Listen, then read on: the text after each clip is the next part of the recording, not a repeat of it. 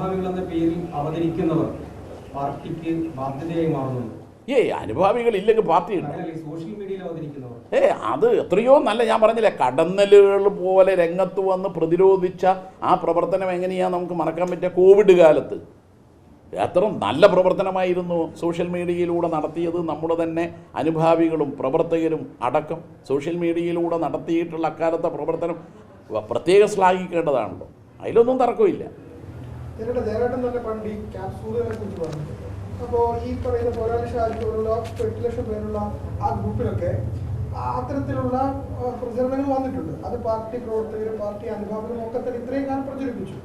അപ്പോഴൊന്നും കുഴപ്പമില്ല. ഇപ്പോൾ ഈ തെരഞ്ഞെടുപ്പ് തിരിച്ചടിക്ക് ശേഷം ഇല്ല, അത് അന്ന് വിമർശനമായിട്ടാണ് ഞാൻ കണ്ടത്. എന്താ വിമർശനം? ഇത് ക്യാപ്സ്യൂൾ പ്രയോഗം അവർക്ക് തോന്നി.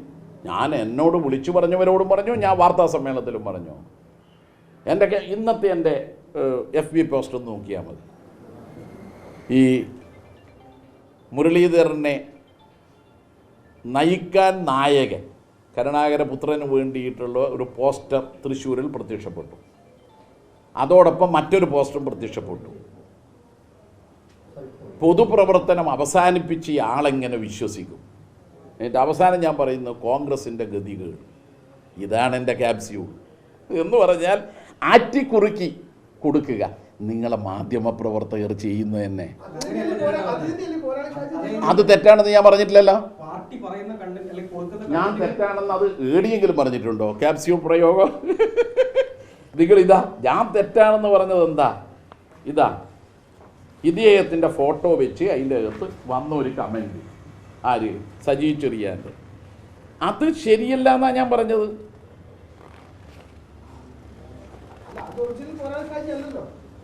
അറിയോ? നിങ്ങൾക്കറിയോ? അല്ല, അത് മറ്റേന് കുറച്ചധികം ഉണ്ട്. നിങ്ങൾ ഒറിജിനൽ അല്ല എന്ന് പറയുമ്പോൾ അറിയോ?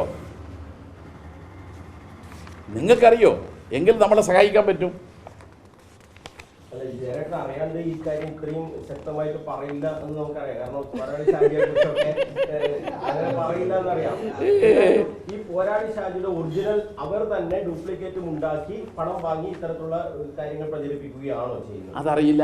ആരാണ് പണം കൊടുത്തതെന്നും ആരാണ് വാങ്ങിയതെന്നും അറിയണമെങ്കിൽ ഈ യഥാർത്ഥ പോരാളി ഷാജി രംഗത്ത് വരണം. അത് വരും. നിങ്ങൾ ഭയപ്പെടേണ്ട അതിനെപ്പറ്റി. നമ്മളതെല്ലാം നോക്കി കണ്ടെത്താൻ കഴിയുന്നില്ല. ഇനി മാധ്യമപ്രവർത്തകരാണല്ലോ വളരെ ഡിറ്റക്റ്റീവായിട്ട് ഇതൊക്കെ കണ്ടെത്തേണ്ടത്. റഹീമിനെ പറ്റി വന്നിട്ടുള്ളതാണ് ഞാൻ പറഞ്ഞത്, ക്യാപ്സ്യൂളിനെ പറ്റി വന്നിയല്ല. ടീച്ചറെ പറ്റി വന്നതാണ് ഞാൻ പറഞ്ഞത്, ക്യാപ്സ്യൂളിനെ പറ്റി വന്നതല്ല. അത് അന്ന് വന്നപ്പോൾ ഞാൻ തന്നെ പറഞ്ഞിന്. അത് ചിലർ വിമർശനപരമായി ചൂണ്ടിക്കാണിച്ചിട്ടുണ്ട്. ഞാൻ ഉദ്ദേശിച്ചത് ഇതാണ്.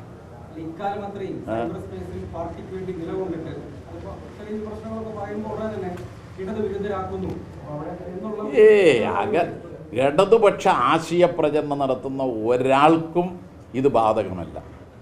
ഒരാളെയും ഇടതുവിരുദ്ധരാക്കാൻ പാർട്ടി ഉദ്ദേശിക്കുന്നില്ല. മാത്രമല്ല, സോഷ്യൽ മീഡിയയിൽ ഇടതുപക്ഷത്തിൻ്റെ ആശയത്തിന് വേണ്ടി പൊരുതുന്ന ധീരതയോടുകൂടി കാര്യങ്ങൾ ചെയ്യുന്ന നിരവധി ആളുകളുണ്ട്. അവർക്കൊന്നും ഇത് ബാധകമല്ല. അത് ആശയം കൊണ്ട് തിരിച്ചറിയും. ആ പോസ്റ്റ് നോക്കിയാൽ തിരിച്ചറിയും. വിമർശിക്കുന്ന പോസ്റ്റിനെയും അംഗീകരിക്കുന്നു എന്ന് പറഞ്ഞല്ലോ. എന്നെ ഇത് വിമർശിക്കുന്നതാ?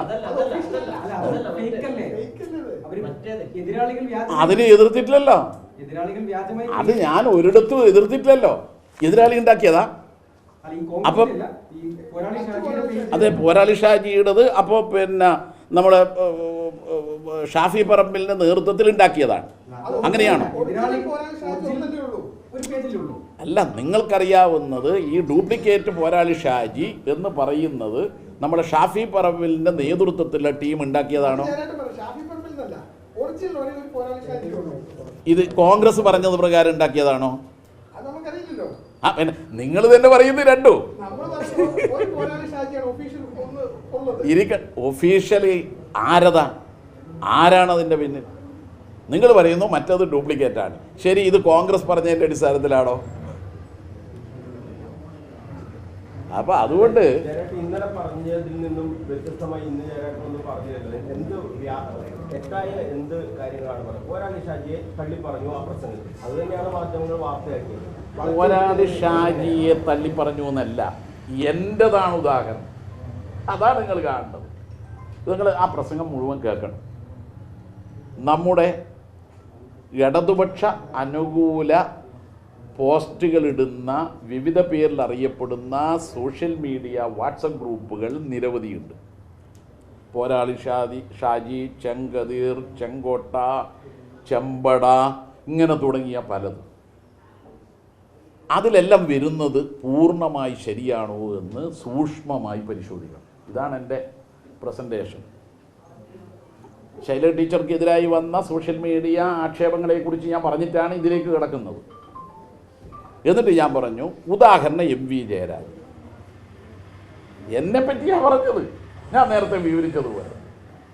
അതുകൊണ്ട് അന്നത്തെ ആ പ്രതികരണത്തിൽ ഞാൻ തെറ്റുകൾ ഏതെങ്കിലും സോഷ്യൽ മീഡിയ ഗ്രൂപ്പിൽ കണ്ടാൽ ഉടൻ വിശ്വസിക്കുന്നു. ഇതാണ് ഞാൻ പറഞ്ഞത്. ആ തെറ്റിനെ തെറ്റായി കാണണം. പിന്നെ ഇടതു വിരുദ്ധമായ എന്തെങ്കിലും പോസ്റ്റുകൾ വന്നാൽ അത് ഇടതു വിരുദ്ധ പോസ്റ്റാണെന്ന് കണ്ടെത്തണം. ഇതേ ഞാൻ പറഞ്ഞതിൻ്റെ അർത്ഥം. ഇത്തരത്തിലുള്ള ആളുകളൊക്കെയാണോ ഇത്തരത്തിലുള്ള ഈ സോഷ്യൽ മീഡിയ ഗ്രൂപ്പുകളൊക്കെ നിയന്ത്രിക്കുന്നത്? അല്ല, അതൊരു ഘട്ടത്തിൽ നിങ്ങൾ ചോദിച്ച ചോദ്യമാണ്. അതിന് ഞാൻ അന്ന് തന്നെ മറുപടി പറഞ്ഞിന്. ഈ കൊട്ടേഷൻ ടീമിനെയൊന്നും ഇടതുപക്ഷത്തിൻ്റെയോ പാർട്ടിയുടെയോ സോഷ്യൽ മീഡിയ കൈകാര്യം ചെയ്യാൻ ഏൽപ്പിച്ചിട്ടില്ല. അത് അന്നും ഇന്നും ഒരേ മറുപടിയേ ഉള്ളൂ.